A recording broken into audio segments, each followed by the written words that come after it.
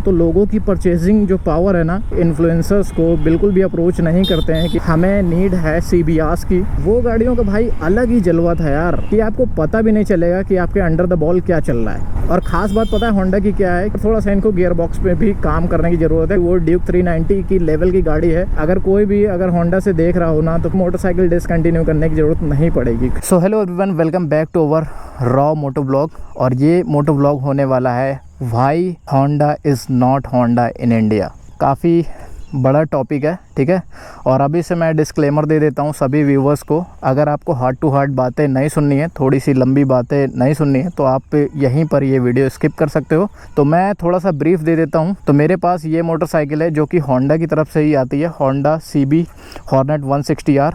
और इस गाड़ी के साथ मुझे 3.5 ईयर्स हो चुके हैं। और रिसेंट डेज़ पे मैंने अभी इसके टायर चेंज कराए हैं। पीछे मैंने रेडियल टायर लगवाया है जो कि MRF का है, और आगे की तरफ मैंने सीएट डलवाया है, ठीक है। इसके बारे में एक डिटेल वीडियो ज़रूर आएगा, तो उसके लिए स्टे ट्यून रहिएगा। तो आज भाई हम लोग बात करने वाले हैं कि होंडा इंडिया में होंडा की तरह क्यों नहीं बिहेव करता है। उसका बहुत बड़ा रीज़न है, 1 बाय 1 करके बात करते हैं।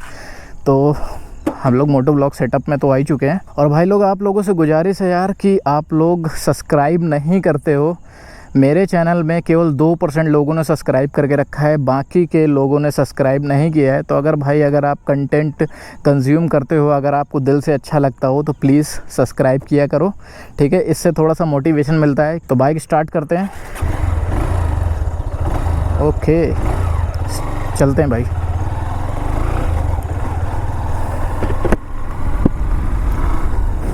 तो हाँ, सबसे पहले हम लोग बात करते हैं होंडा टू व्हीलर के प्रोडक्ट पोर्टफोलियो के।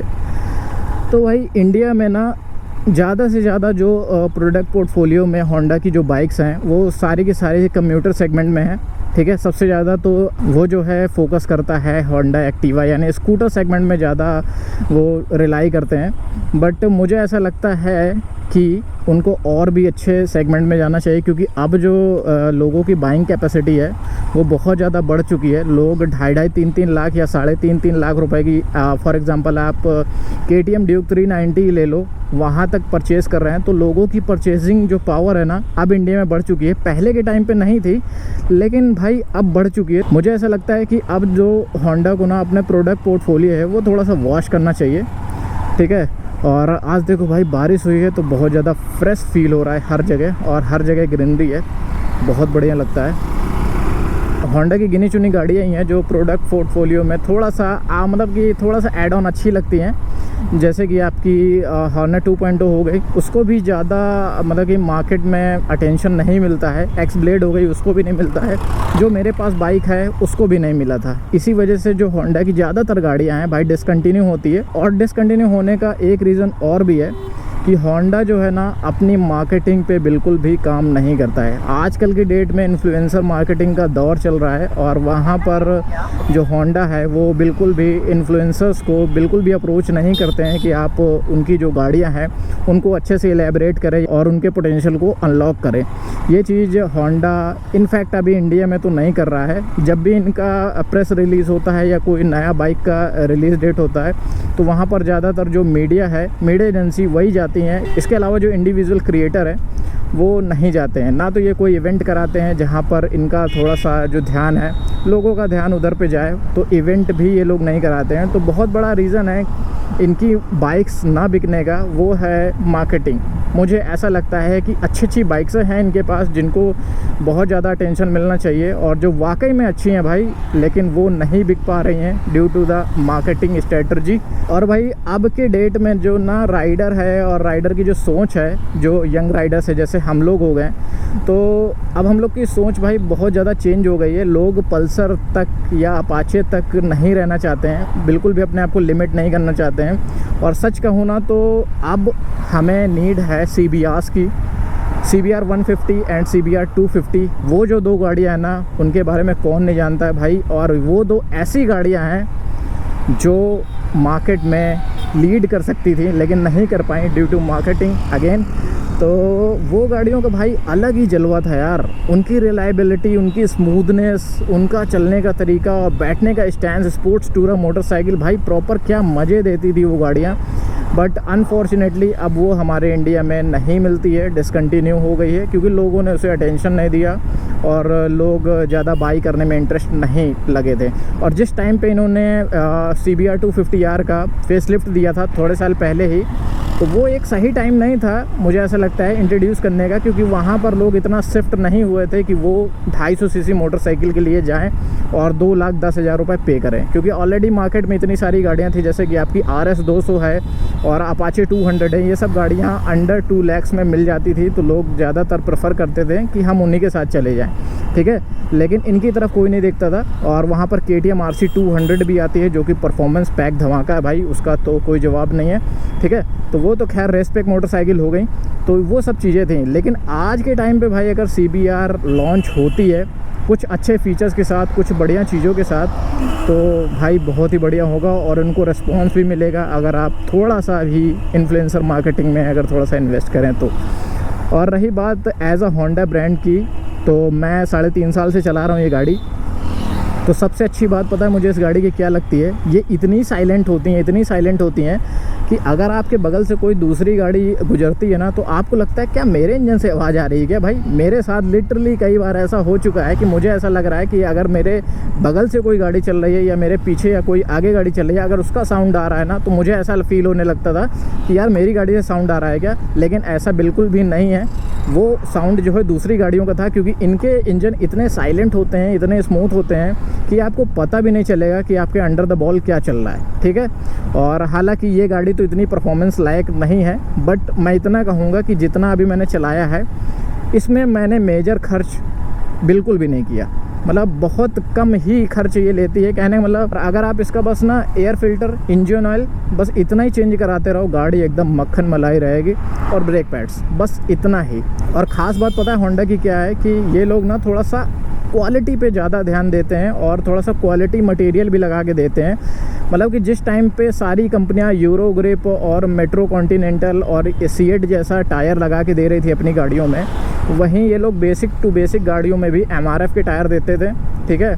और ब्रेकिंग सिस्टम के बारे में बात करें तो लोग जो है ना बाइबरी है या इंड्योरेंस है, इसके ब्रेक कैलिपर्स यूज करते हैं ड्यू टू कॉस्ट कटिंग। लेकिन होंडा की आपने अगर गाड़ियों में नोटिस किया हो तो इवन दो होंडा की जो साइन आती है उसमें भी आपको निसिन के कैलिपर्स मिलते थे भाई।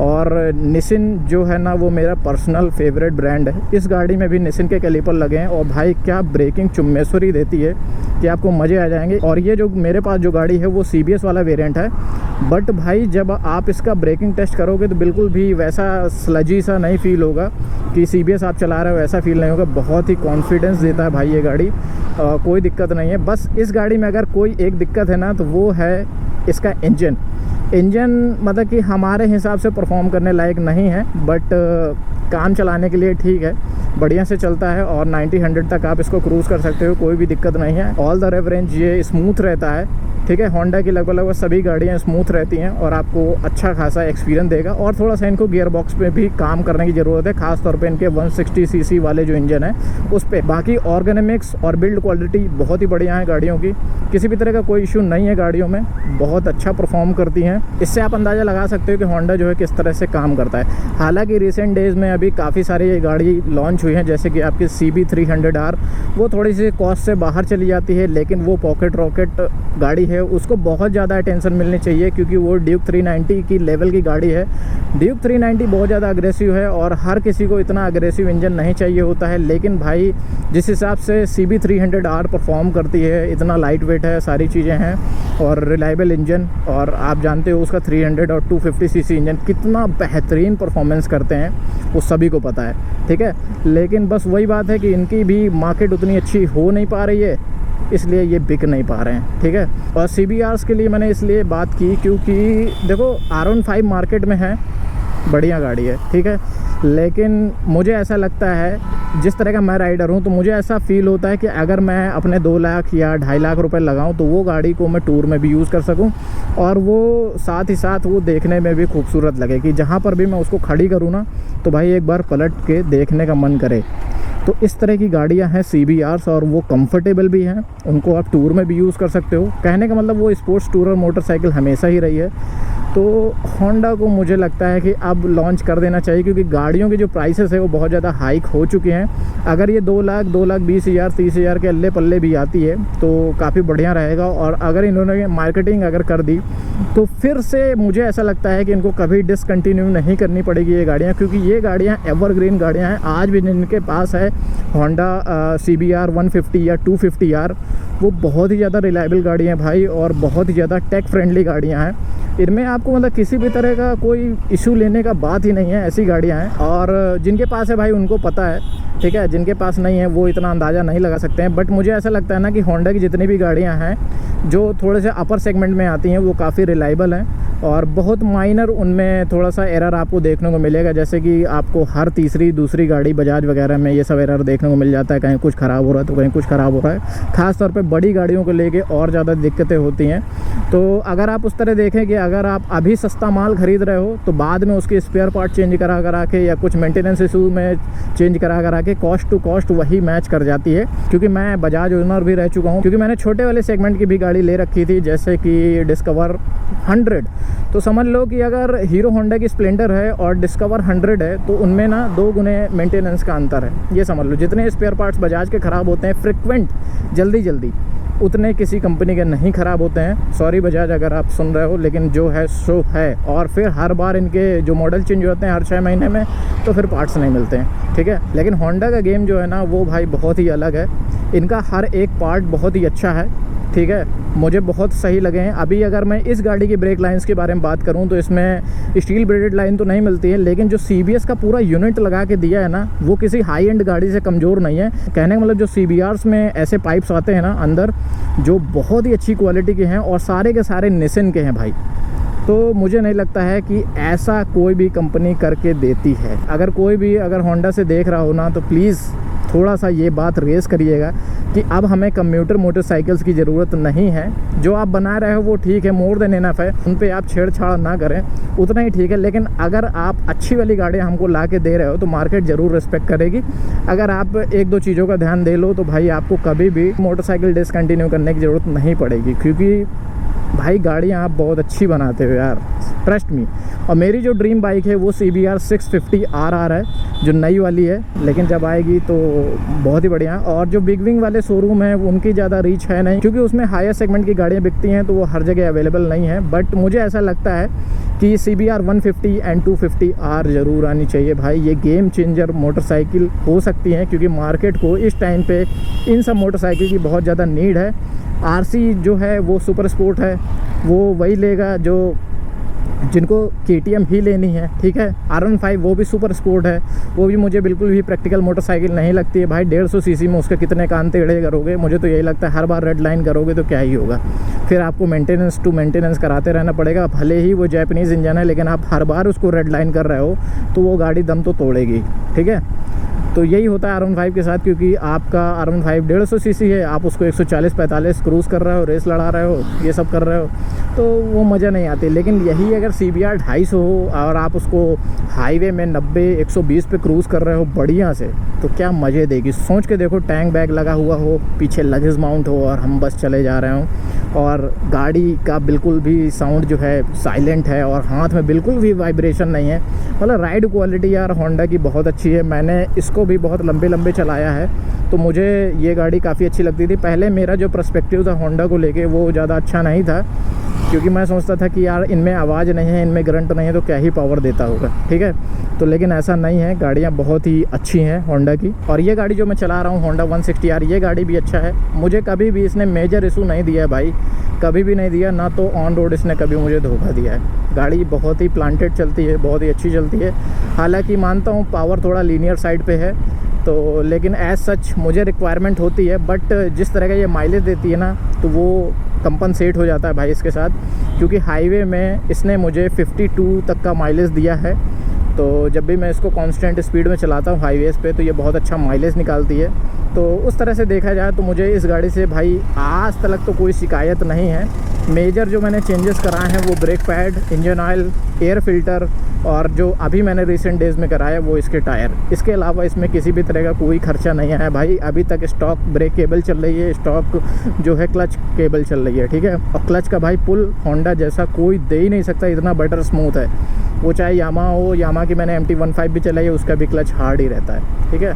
तो कहने का मतलब यार होंडा को अब जो है थोड़ा सा गेम चेंज करना चाहिए। तो गाइज़ आप लोगों के क्या थॉट्स हैं मुझे कमेंट्स करके बताना, और क्या आप लोग भी चाहते हो कि CBR 150 और 250R एक अफोर्डेबल प्राइस में लॉन्च हो जाए, ठीक है। और किन लोगों की ड्रीम बाइक CBR 650R है और ये जो CBR 250 या 150 है वो है, मुझे कमेंट करके ज़रूर बताना। और जिन लोगों के पास हो ऑलरेडी तो वो अपने एक्सपीरियंस भी शेयर कर सकते हैं भाई, क्योंकि भाई मैं दिल से चाहता हूँ कि मैं अब दूसरी जो बाइक लूँ ना तो वो मैं होंडा की ही लूँ, क्योंकि भाई एक कनेक्शन सा बन गया है और एक ट्रस्ट सा बिल्ड हो गया है, ठीक है। अगर आप इन गाड़ियों को बहुत अच्छे से रखते हो तो लॉन्ग टर्म में ये आपको किसी भी तरह का खर्चा नहीं देंगी। जो बेसिक चीज़ें जो चेंज होती हैं वही चेंज होती रहेंगी और कुछ नहीं। और इन गाड़ियों का साउंड सुन के भाई मुझे अच्छा लगता है, बहुत ही साइलेंट रहती हैं, किसी भी तरह का कोई अननेसेसरी नॉइज़ नहीं करती हैं।